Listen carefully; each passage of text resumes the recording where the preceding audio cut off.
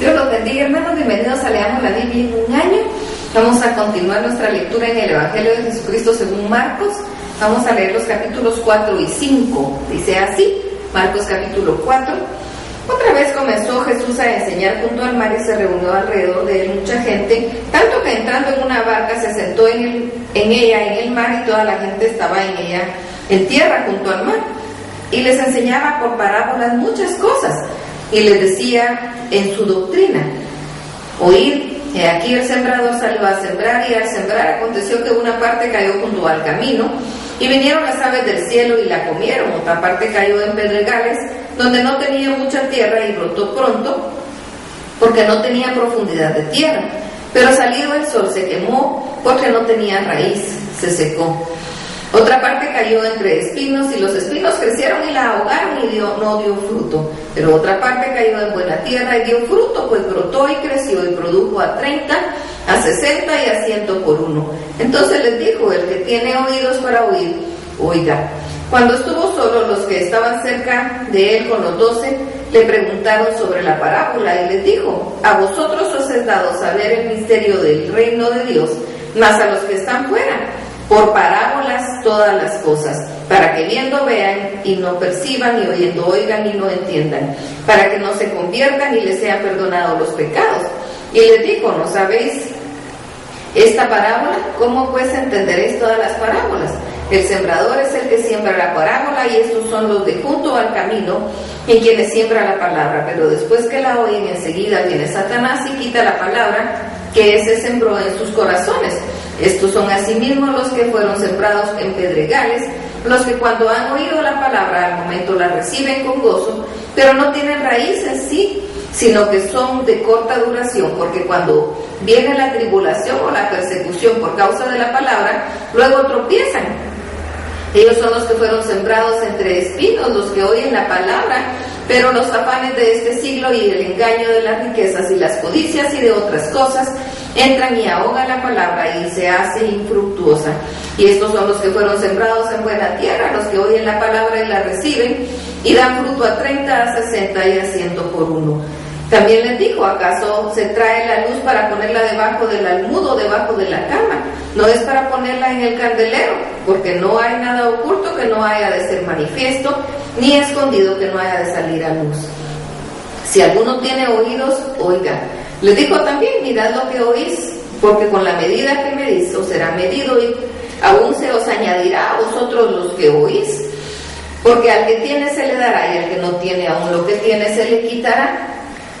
Decía además asimismo: el reino de Dios es como cuando un hombre echa semilla en la tierra y duerme y se levanta de noche y de día, y la semilla brota y crece sin que él sepa cómo. Pero de suyo lleva fruto la tierra, primero hierba, luego espiga, después grano lleno en la espiga, y cuando el fruto está maduro, enseguida se mete la hoz, porque la siega ha llegado. Decía también: ¿a qué haremos semejante el reino de Dios? ¿O con qué parábola le compararemos? Es como el grano de mostaza, que cuando se siembra en tierra es la más pequeña de todas las semillas que hay en la tierra. Pero después de sembrado crece y se hace mayor de todas las hortalizas, y echa grandes ramas, de tal manera que las aves del cielo pueden morar bajo su sombra. Con muchas parábolas como estas les hablaba la palabra conforme a lo que podían oír, y sin parábolas no les hablaba, aunque sus discípulos en particular les declaraba todo. Aquel día, cuando llegó la noche, les dijo: pasemos al otro lado, y despidiendo a la multitud le tomaron, como estaba en la barca, y había también con él otras barcas, pero se levantó una gran tempestad de viento y echaba las olas en la barca, de tal manera que ya se anegaba. Y él estaba en la popa durmiendo sobre un cabezal, y le despertaron y le dijeron: maestro, ¿no tienes cuidado que perecemos? Y levantándose reprendió al viento y dijo al mar: calla, enmudece. Y cesó el viento y se hizo grande bonanza. Y les dijo: ¿por qué estáis así amedrentados? ¿Cómo no tenéis fe? Entonces temieron con gran temor y decían el uno al otro: ¿quién es este, que aún el viento y la mar le obedecen? Marcos capítulo 5. Vinieron al otro lado del mar, a la región de los Gadarenos, y cuando salió él de la barca, enseguida vino a su encuentro de los sepulcros un hombre con un espíritu inmundo, que tenía su morada en los sepulcros, sepulcros, y nadie podía atarle, ni aún con cadenas, porque muchas veces había sido atado con grillos y cadenas, mas las cadenas habían sido hechas pedazos por él y desmenuzados los grillos, y nadie podía dominarlo. Y siempre de día y de noche andaba dando voces en los montes y en los sepulcros, e hiriéndose con piedras. Cuando vio pues a Jesús de lejos, corrió y se arrodilló ante él, y clamando a gran voz dijo: ¿Qué tienes conmigo, Jesús, Hijo del Dios Altísimo? Te conjuro por Dios de que no me atormentes. Porque le decía: sal de este hombre, espíritu inmundo. Y le preguntó: ¿cómo te llamas? Respondiendo dijo: Legión me llamo, porque somos muchos. Y le rogaba mucho que no los enviase fuera de aquella región, porque ahí es cerca del monte estaba un gran hato de cerdos paciendo. Y le rogaban todos los demonios, diciendo: envíanos a los cerdos para que entremos en ellos. Y luego Jesús les dio permiso, y saliendo aquellos espíritus inmundos entraron en los cerdos, los cuales eran como 2000. Y el hato se precipitó en el mar por un despeñadero, y en el mar se ahogaron. Y los que apacentaban los cerdos huyeron y dieron aviso a la ciudad y a los campos, y salieron a ver qué era aquello que había sucedido. Vienen a Jesús, y al ver que había sido atormentado del demonio y que había tenido la legión sentado, vestido y en su juicio cabal, tuvieron miedo y les contaron los que lo habían visto cómo le había acontecido al que había tenido el demonio y lo de los cerdos. Y comenzaron a rogarse que se fuera de sus contornos. Y al entrar él en la barca, el que había estado endemoniado le rogaba que le dejase estar con él. Mas Jesús no se lo permitió, sino que le dijo: vete a tu casa, a los tuyos, y cuéntales cuán grandes cosas el Señor ha hecho contigo, y cómo ha tenido misericordia de ti. Y se fue y comenzó a publicar en Decápolis cuán grandes cosas había Jesús hecho con él, y todos se maravillaban. Pasando otra vez Jesús en una barca a la otra orilla, se reunió alrededor de él una gran multitud, y él estaba junto al mar. Y vino uno de los principales de la sinagoga, llamado Jairo, y luego que le vio, se postró a sus pies y le rogaba mucho, diciendo: mi hija está agonizando, ven y pon las manos sobre ella para que sea salva y vivirá.